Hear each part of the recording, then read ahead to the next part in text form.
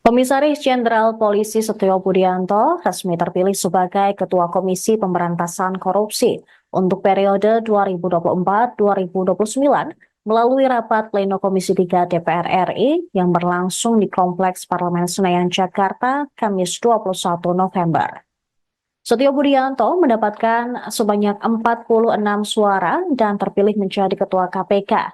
Ketika fit and proper test di Komisi 3 DPR pada Senin 18 November lalu, Setio menilai operasi tangkap tangan atau OTT masih perlu dilanjutkan dan dinilai penting dalam memberantas korupsi. Namun, OTT perlu dilakukan secara selektif berdasarkan skala prioritas. Dia menilai metode menggunakan OTT dibutuhkan karena bisa menjadi pintu masuk ke kasus-kasus yang lebih besar. Dia menilai selektifnya OTT ditujukan untuk mengantisipasi adanya tersangka yang mengajukan pra-peradilan.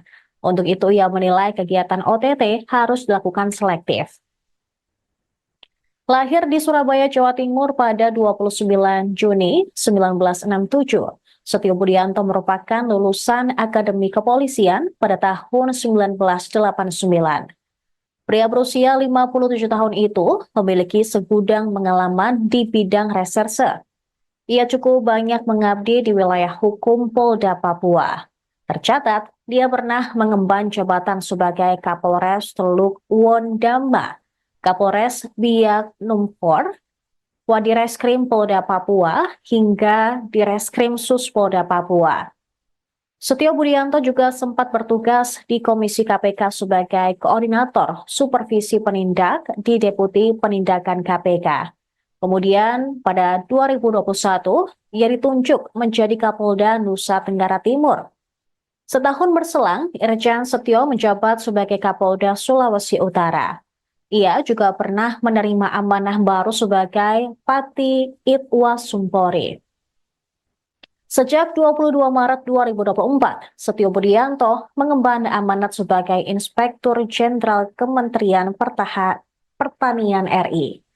Hingga akhirnya, dia terpilih menjadi Ketua KPK berdasarkan voting Komisi 3 DPR RI pada 21 November 2024. Jadi kami itu betul-betul merasakan seperti dibully, seperti dipermalukan.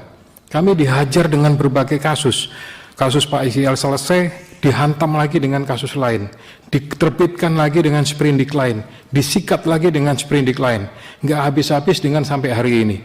Jadi beberapa sprindik muncul lagi. Nah, harapan kami seharusnya begitu ada permasalahan, harusnya cukup satu kali.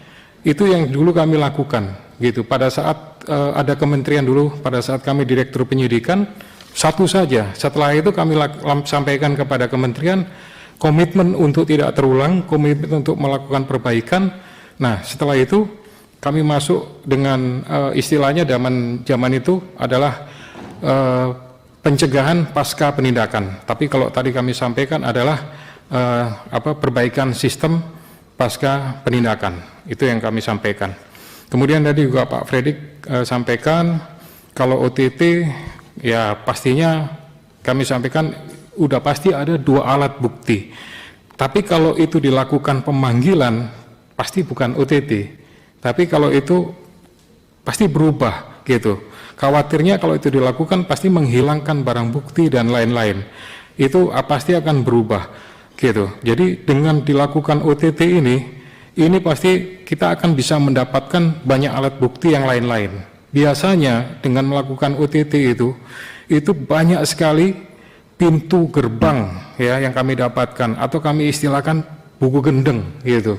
Bahkan ya sebar lebar lah yang kami dapatkan.